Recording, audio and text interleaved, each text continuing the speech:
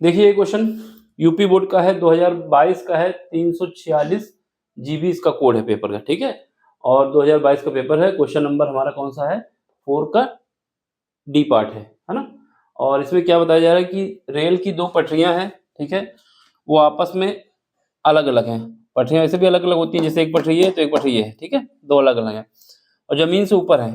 जमीन में इस वजह से नहीं है कि अर्थ ना मिले उसको, जमीन से ऊपर रखी गई है, ठीक है। इसके बाद क्या है, इसके बाद ये बताया जा रहा है कि ये जो पटरियां हैं इनमें एक वोल्ट मीटर लगाया गया है, जिसका ना जो वोल्ट मीटर है वो मिली वोल्ट मीटर है। कैसा है, मिली में नापता है, मिली वोल्ट मीटर है, ठीक है, से जोड़ा जाता है इसको। एक मिली वोल्ट मीटर से जोड़ा जाता है, ठीक है। जब इन पर एक ट्रेन चलती है, जो ट्रेन चलती है वो 180 किलोमीटर प्रति घंटे की चाल से चलती है पटरियों के ऊपर से, ठीक है। तो क्या होता है, मिली वोल्ट मीटर का पाठ्यांक मतलब उसकी में कुछ रीडिंग आती है, वो रीडिंग हमें बतानी है, ठीक है। इसके बाद क्या है, इसमें ये बताया जा रहा है कि जो उसमें चुंबकीय क्षेत्र लग रहा है वो ऊर्ध्वाधर ऊपर की ओर, यानी पटरियां जैसे ऐसे लगी हुई हैं तो हमारे पास चुंबकीय क्षेत्र ऐसे ऊपर है इसके, ठीक है। ये पटरियां हैं और चुंबकीय क्षेत्र ऐसे है ऊपर की तरफ। ये चुंबकीय क्षेत्र की जो वो है तीव्रता यानी मैग्नेटिक फील्ड की जो डेंसिटी है ये दी गई है। इसके बाद ये बताया जा रहा है कि यहाँ पर जो पटरियां हैं एक दूसरे से 1 मीटर की दूरी पे है। कितने मीटर की, 1 मीटर की दूरी पे। तो यहाँ पे कुछ कहानी ऐसे है। सबसे पहले हम पटरी बना लेते हैं, ठीक है। थोड़ा बहुत तो बना ही लेते हैं जैसा बनेगा, फिर बाकी तो समझ लेना आप लोग। एक पटरी ये है मेरी, मान लेते हैं एक पटरी ये है, ये ऊपर वाला पार्ट हो गया पटरी का, ठीक है, और एक पटरी नीचे है। दोनों कैसी है हमेशा याद रखना, रेल की जो पटरियां होती हैं ऐसा नहीं होता है कि ये पास में मिल जाए जाके, ये बराबर रहती हैं, पैरेलल रहती है, एक दूसरे के समांतर रहती हैं। जितनी डिस्टेंस है वो फिक्स रहेगी, ठीक है। ये कहीं पर जाके चपक नहीं जाएंगी, चपक जाएंगी तो ट्रेन चपक जाएगी, ठीक है, तो ये चपकेंगी नहीं। इन दोनों के बीच की दूरी कभी भी चेंज नहीं होगी। यहाँ पर इसने बोला है कि जो मैग्नेटिक फील्ड है, मैग्नेटिक फील्ड इसके लंबवत है, तो मैग्नेटिक फील्ड जो लंबवत बनाना होता है तो डॉट दिखा देते हैं कि मैग्नेटिक फील्ड हमारा जेड एक्सिस पे है। ये डॉट बता रहा है कि जो मैग्नेटिक फील्ड हमारा जेड एक्सिस पे है, तो ये मैग्नेटिक फील्ड हम दिखा दे रहे हैं।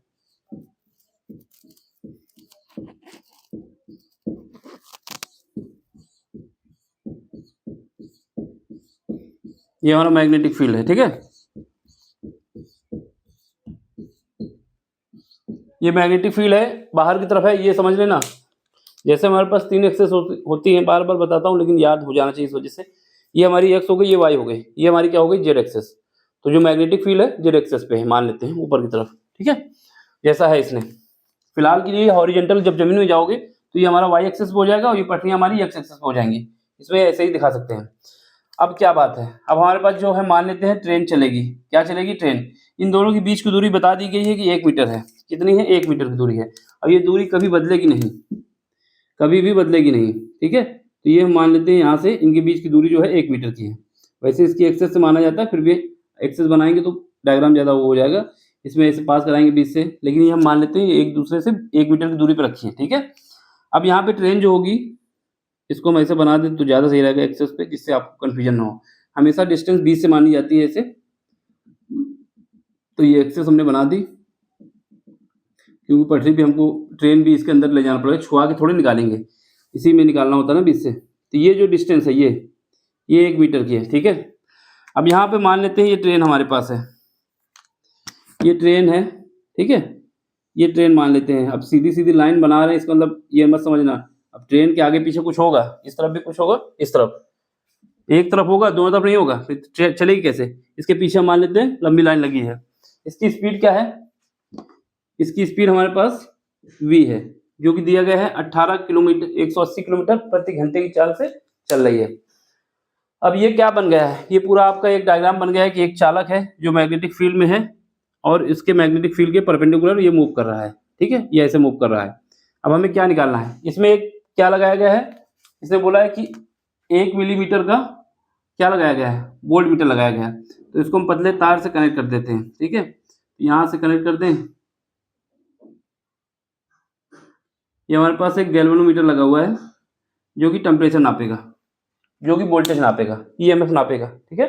अब सुनो, ये ऐसे मूव करेगी, कैसे मूव करेगी, ऐसे सामने की तरफ मूव करेगी। देखो क्वेश्चन में कुछ नहीं है, बस फार्मूला लगाना सॉल्व हो जाएगा, लेकिन ये समझ में आ जाएगा तो अगर कोई नया क्वेश्चन आता है तो आपको करने में सुविधा होगी, इस वजह से मैं ज़्यादा एक्सप्लेन कर देता हूँ। अब ये ऐसे मूव करेगी, ठीक है। सबसे पहले हमें स्पीड निकाल लेना है। स्पीड क्या है हमारे पास, जो स्पीड दी गई है वो दिया गया है 18 kilometre, sorry 180 kilometre per hour. इसको हमें क्या करना होगा, मीटर पर सेकंड में चेंज करना होगा। तो 180 को अगर क्या करें 5/18 से डिवाइड कर दें तो ये मीटर पर सेकंड में हो जाएगी। किसमें हो जाएगी, मीटर पर सेकंड में। तो यहाँ से हमारे पास कितना बचेगा, एक ये बचेगा 50 मीटर पर सेकंड। ये बात समझ में आई कि नहीं। इसको अगर हम क्या करें 5/18 से मल्टीप्लाई कर दें, अगर नहीं समझ में आ रहा तो क्या करो कि 1000 से ऊपर मल्टीप्लाई करो और 3600 से नीचे डिवाइड करो, तब काटोगे तो यही बचेगा। तो ये हमारा निकल के आ जाएगा, ठीक है। तो यहाँ से स्पीड पता चल गई। ये जो स्पीड है कितनी है, ये स्पीड हमारे पास 50 मीटर पर सेकंड की है। यहाँ का जो मैग्नेटिक फील्ड दिया हुआ है, इसकी डेंसिटी कितनी दी गई है, इसकी डेंसिटी दी गई है हमारे पास बी की 0.2 इंटू 10⁻⁴ वेबर या फिर टेस्ला कह सकते हो सीधे, वैसे यूनिट जो दी गई वही लिख दो, नहीं तो टेस्ला भी कह जाते हैं इसको, वेबर पर मीटर स्क्वायर। तो ये तो हमारे पास ये दिया हुआ है। अब हमारी बात सुनो, ये जो है इसकी, ये जो हमारे पास ट्रेन होगी इसकी जो ये लंबाई है, वो वाली लंबाई नहीं गिननी है जो ट्रेन की लंबाई होती है, उसको नहीं मानना है। जो हमारे पास इसकी चौड़ाई होती है उसी को लंबाई मानना है। क्या बोल रहा हूँ, जो लंबाई तो बहुत बड़ी होती है ट्रेन ना, वो नहीं नापनी है हमें, जो उसकी चौड़ाई होती है उसको नापना है, जो आगे का फेस होता है उसको नापना है, वही इस पटरियों पे चलेगा ना, ठीक है। तो वो हमको नापना है, तो उसकी लंबाई कितनी हो जाएगी, उसकी चौड़ाई जो है उसी को लंबाई कह रहा हूँ मैं। तो यहाँ एल कितना हो जाएगा, एल हमारा 1 मीटर हो जाएगा, ठीक है। जो ये है वही ये है। अब हमारे पास फार्मूला क्या होता है इंड्यूस ईएमएफ का, ये होता है हमारे पास बी एल और क्या होता है बी एल, इसके बाद हमारे पास वी साइन थीटा, ये फार्मूला हमारे पास होता है, समझ रहे। B L v sine theta 90 degree क्यों हो जाएगा, क्योंकि ये हमारे पास ट्रेन ऐसे जा रही है ऐसे, और मैग्नेटिक फील्ड हमारा बाहर की तरफ ऐसे आ रहा है, तो ये एक दूसरे के क्या है 90 डिग्री पे है। यहाँ थीटा क्या होगा, थीटा हमारा 90 डिग्री होगा, ठीक है, परपेंडिकुलर है एक दूसरे के। चलो अब सारी वैल्यू दी इसमें रख दो, ई इक्वल टू बी की वैल्यू कितनी है 0.2 इंटू 10⁻⁴ है। एल कितना है, एल हमारे पास दिया हुआ है 1 मीटर, ठीक है। और वी कितना है, वी हमने निकाला है 50 मीटर पर सेकेंड। साइन थीटा कितना है, साइन थीटा 90 रखोगे तो ये 1 हो जाएगा, ठीक है।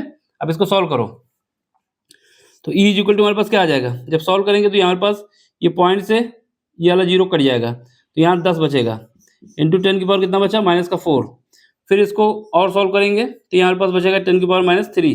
ये क्या बचा, बोल्ट बचा है, क्या बचा है, बोल्ट बचा है। और हमारे पास ई इक्वल टू क्या आ जाएगा, इसको हम लिख सकते हैं 1 मिली बोल्ट। क्या लिख सकते हैं, 1 मिली बोल्ट।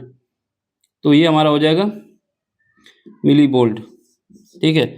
इसको ऐसे लिख दें या फिर हम ऐसे लिख दें जैसे E equal to 1 millivolt, 1 millivolt. तो ये हमारा क्या आ गया, ये हमारे पास 1 मिली बोल्ट आ गया। और यही हमारे पास ये जो नापेगा ये 1 मिली बोल्ट नापेगा, इसकी रीडिंग क्या आएगी 1 मिली बोल्ट आएगी। एक बात सुनो, दूसरी बात, इसने जो बोला है ये जो पाठ्यांक हमारा लगा हुआ है, ये जो लगा हुआ है ये 1 मिली बोल्ट ही नाप सकता है। अगर इससे ज़्यादा वैल्यू आ जाती तब ये क्रैश हो जाता, फट जाता। फिलहाल तो हमारा सेम आई है तो कोई दिक्कत नहीं है। इससे कम नापने के लिए आएगा तो ठीक है, इसकी वैल्यू कम आएगी तो चल जाएगा, लेकिन ज़्यादा नहीं आनी चाहिए। वो समझने की बात दूसरे क्वेश्चन में आएगी, लेकिन हमने आपको यहाँ बता दिया, थोड़ा सा हिंट दे दिया कि अगर कभी यहाँ की जो रीडिंग दी गई है कि ये इतना नाप सकता है, उससे ज़्यादा नापोगे तो ये फट जाएगा, ठीक है। ये काम नहीं करेगा, फटने का मतलब ये वर्क नहीं करेगा, ठीक। फिलहाल ये बराबर आया है, ये 1 मिली वोल्ट नाप सकता है और हमारा आंसर भी 1 मिली वोल्ट आया है। तो जो पाठ्यांक का रीडिंग आएगी क्या आएगी, 1 मिली वोल्ट आएगी। तो लिख देना पाठ्यांक की रीडिंग क्या आएगी, पाठ्यांक की रीडिंग बोले तो रीडिंग जो आएगी 1 मिली वोल्ट आएगी। ये हमारा आंसर है, ठीक है। समझ लो, देख लो, ये क्वेश्चन तुम्हारा 3 नंबर का है, ठीक है। इतना करोगे, सीधा लगाओगे 2 नंबर देगा, टपका देगा, हो सकता है 1.5 नंबर दे दे, लेकिन ये डायग्राम बना के प्रॉपर दिखाओगे तो पूरे 3 नंबर मिलेंगे। क्या बोल रहा हूँ? इतना लगाओगे कहीं सॉल्व होगा, सोचोगे पूरे नंबर मिल जाए, नहीं देगा। लेकिन अगर डायग्राम बना दोगे, सब कुछ दिखा दोगे कि क्या-क्या हुआ है, तो पूरे नंबर देगा, एक भी नंबर नहीं काटेगा। मर्जी आपकी है, जो करना है वो आपके ऊपर है, ठीक है? समय कम है तो यही टपका देना, समय बहुत है अगर 5 मिनट दे सकते हो तो ये बना के दिखा देना, ठीक है? अब ये मत कहना कि आपने तो 10 मिनट लगाए, समझाने में 10 मिनट लगे हैं, बनाने में 5 मिनट ही लगेंगे, ठीक? समझ में आया है तो लाइक भी करना है, शेयर भी करना है, सब्सक्राइब भी करना है और सपोर्ट भी देना है। बाकी कोई सा भी क्वेश्चन है, अगर डाउट आता है तो टेलीग्राम में आइए, वहाँ पूछिए, उसको हम बताएँगे। चलो बाय, टेक केयर, मिलते हैं अगले लेक्चर में। Thank you for watching. Screenshot ले लो इसका, अच्छा क्वेश्चन था। बाय।